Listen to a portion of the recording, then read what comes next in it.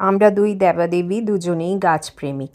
যেখানেই বেড়াতে যাই, পাহাড় জঙ্গল, সেখান থেকেই গাছ কিনি, আবার তুলেও নিয়ে আসি।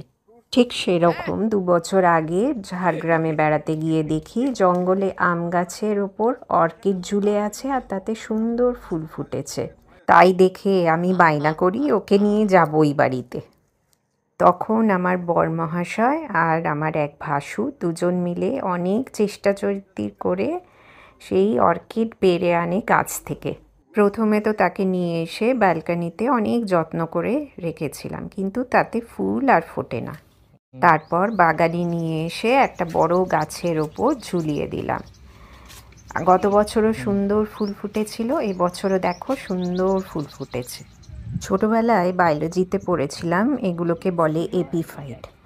আর এই যে বড় গাছের আর অর্কিডের সম্পর্ক, একে বলে কমেন্সালিজম। এতে কেউ কারো ক্ষতি করে না। বৃষ্টির জল আর সূর্যের রশ্মির সাহায্যে এরা খাবার তৈরি করে পাতা আর লম্বা শিকড়ের সাহায্যে।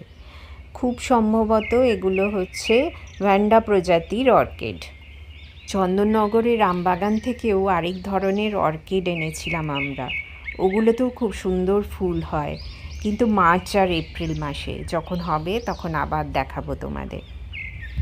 আজ এই পর্যন্ত, আবার দেখা হবে পরের খুশির গল্পে।